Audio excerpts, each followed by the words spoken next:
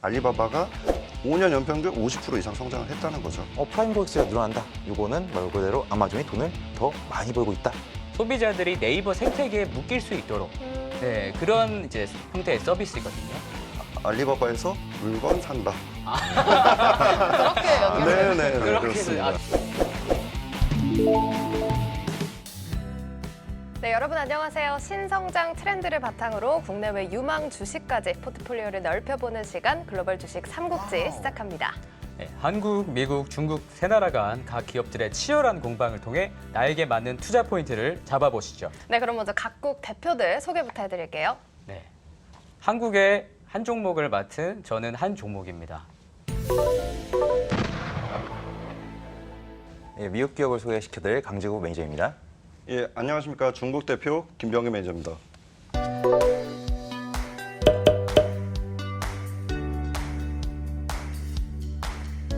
미국과 중국 지금 두 나라가 지금 사이가 굉장히 좀 안 좋잖아요. 그렇죠. 네, 좀 분위기가 오늘 뭐 썩 이렇게 차분한 것 같지는 않은데, 네. 오늘부터 이제 두 분에서 조금 치열하고 뜨거운 토론 좀 부탁 좀 드리겠습니다. 네. 잘하실 수 있으시죠? 그럼요. 네, 그럼 바로 오늘의 테마로 살펴보겠습니다.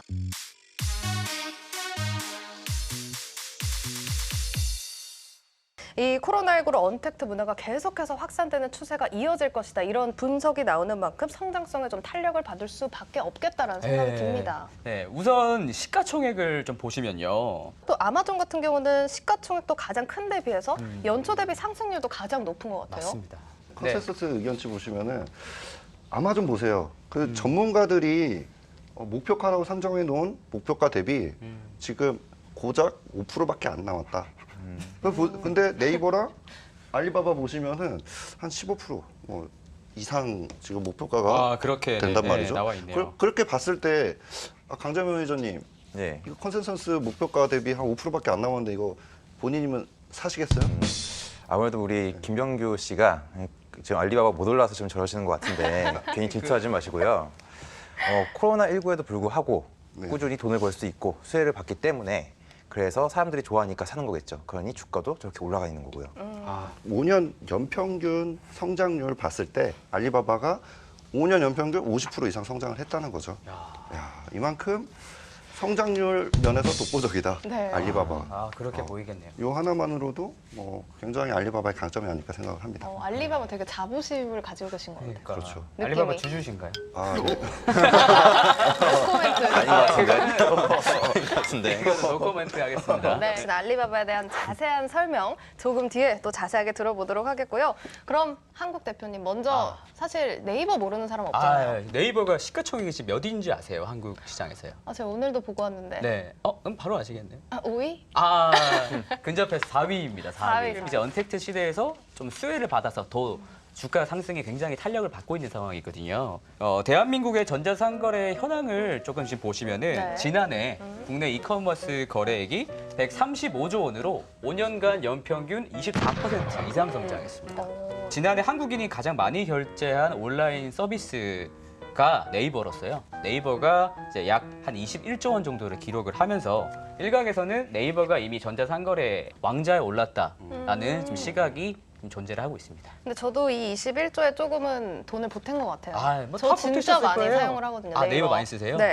근데 사실 저도 이베이나 뭐 11번가 이런 데 접속할 때 네. 바로 제가 사이트에 들어가는 게 아니라 네이버에 일단 뭐 관련 뭐 물품을 검색해서 그렇죠. 네네. 그렇게 또 유입이 되게 되더라고요. 맞습니다. 저도 다른 분들은 좀 다 어떠세요? 마찬가지 아닐까요? 저도 네이버 왕왕 이용합니다. 왕왕. 네. 역시 왕서방. 알리바바 이용하시는 거 아니에요? 구독, 좋아요. 본격적으로 좀 해외 시장 얘기를 좀 나눠보겠습니다. 미국의 전자상거래 업계 동향에 대해서 좀 설명해 주세요. 예, 미국에서는 이제 이번에 코로나19 확산되면서 기존의 이제 소매 유통 시장들이 바뀌기 시작했습니다. 네. 뭐 우리나라도 마찬가지겠지만 이제 오프라인 시장에서 좀 더 온라인이 확대가 되는데 전체 이제 미국 전체 소매 매출이 10% 정도 감소하는 것으로 예상되는 반면에 네. 온라인 쇼핑은 오히려 전년 동기 대비해서 한 18% 정도 상승하는 그런 전망을 보이고 있습니다. 시장 점유율은 혹시 미국에서 좀 어떻게 되고 있나요? 일단은 공식적으로 집계된 것 중에 가장 최근에 발표된 게 아마존이 이제 37% 정도, 30% 정도로 가장 크고 네. 그 다음에 2위, 3위인 뭐 쇼피파이 그리고 이베이 얘가 한 5.7에서 5.9% 정도. 근데 또 저희가 뭐 지금 아마존 얘기하다 보면 아마존 프라임 얘기도 사실 빠지지 않잖아요. 그렇죠. 근데 이 프라임에 대해서 좀 자세하게 설명해 주세요.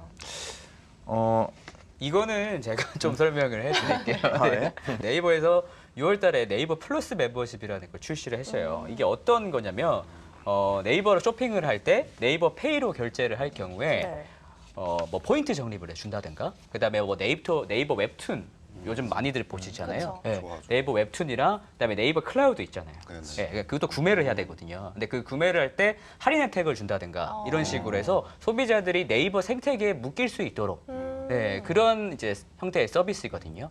그래서 네이버 이제 플러스 멤버십이라는 게 바로 이제 아마존 프라임을 조금 벤치마킹한 네, 모델이라고 볼 수 있겠습니다. 여러 가지 서비스들을 그럼 한 대에 묶어서 뭐 네. 약간 회원권처럼 쓸 수 있는 거의 그런 건가요? 그렇게 될 수 있고 어. 따라 자연스럽게 소비자들이 락인이 되는 아. 이런 락인 효과를 누릴 수 있죠. 좋은 락인 거구나. 효과를 여기서 들어보네요.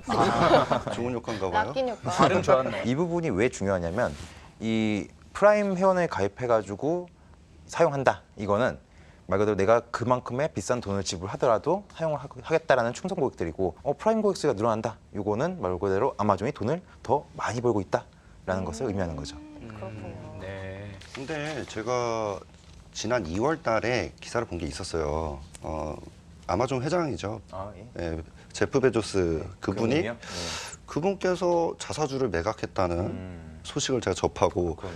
정말 경악은 금치 못하는 네. 코로나 사태, 아이러니하게도 코로나 사태 직전에 그러네. 그렇죠. 네. 아니 근데 이 얘기가 되게 충격적이긴 네, 했어요 시장에서. 저는 정말 경악은 금치 못했었다. 아, 경악을 근데 경악을 경악을 금치 금치 못할 못한- 정도라고는 생각 못했는데 제가 알고 예. 있는 쉽게 예. 경악하는 스타일이에요. 그냥 담이 작으신가 봐요. 아무래도 이게 이 베조스 형님만 이러신 게 아니고 사실은 이제 블랙락 CEO도 그랬고 이제 세금 낼 때가 됐잖아요. 근데 보면은 부자들이 현금 부자가 아니고 네. 물론 현금도 있겠죠. 근데 어쨌든 대부분이 주식 부자일 거예요. 그러니까 현금을 만들기 위해서 주식을 매각을 해서 그걸로 좀 정당하게 세금도 내고 그렇게 하기 위해서 하는 거죠. 그리고 제가 한 가지 더 아마존에 대해서 좀 우려하는 점이 있어요. 뭐냐면은 미국이랑 이제 유럽 같은 경우는 독점 그렇죠. 기업에 네. 대해서 굉장히 조금 우려하는 시선이 많이 있어요. 그래서 독점했다 그랬을 경우에 어마어마한 벌금을 물 수가 있다는 거죠.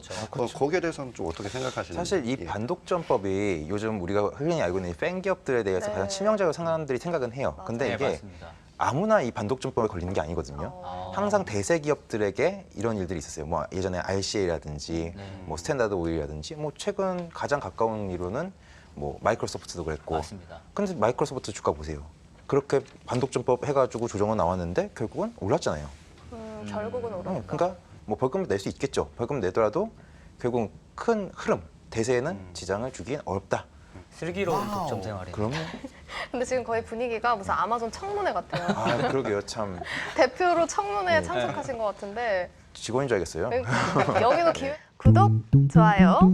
사실 뭐 시장 규모나 성장성이나 중국은 뭐 이런 성장성이 저명하잖아요. 네네네. 저는 딱 한마디만 하고 끝나도 될 것 같은데. 예. 알리바바 왜 사야 되냐. 지금 중국의 인터넷 사용자 인구수가 9억 명이다. 9명이. 네, 9억 명이다. 아. 요거 하나로 뭐 네. 다 되지 설명이 않을까? 되네요. 아직은 사실 인터넷 보급률도 음. 낮고 사실 예, 많은 부분에서 좀 보완할 점이 네네네. 많을 것 같은데 어떻게 보세요? 지금 현재 2019년 기준으로 중국의 인터넷 보급률이 65% 정도예요. 뭐 우리나라 같은 경우는 거의 100% 정도 됐죠. 그렇죠. 네, 네, 그랬을 때 중국이 이제 65%에서 100%까지 가는 과정에서 아직까지 성장 여력이 많이 남아 있다는 거죠. 그리고 코로나 이후에 지금 일주일 동안 인터넷 사용 시간이 약 30시간 정도인데요. 이게 4년 전에는 26시간 정도였어요. 나중에 이제 인터넷 이용하는 사람들도 늘어났는데 인터넷 이용 시간도 늘어난다. 그러면 뭐 하겠냐? 알리바바에서 물건 산다. 그렇게 연결돼요. 네네, 그렇습니다. 그렇게 되는군요. 뭐, 근데 알리바바가 이제 중국 내에서 1등이한 건 알겠는데 그냥 구체적으로 좀 이렇게 뭐 수치적인 부분 뭐 이런 부분을 좀 설명해 주실 수 있어요? 알리바바가 중국에서 점유율이 어떻게 됐냐면요. 55%예요. 전자상거래 부분에서 55%예요. 와. 예. 과점이네요. 거의 뭐 그러게요. 다른 이제 2위 기업 정도가 10%대니까 네. 거의 최고 기업이라고 볼 수 있죠. 예, 그리고 아마존이랑 한번 비교해 보자면은 알리바바가 2019년에 GMV라고 해서 총 상품을 사고 판 게 1조 달러를 돌파를 했는데요. GMV가 그럼 물건을 네, 사고 판 총 상품 총 판매량.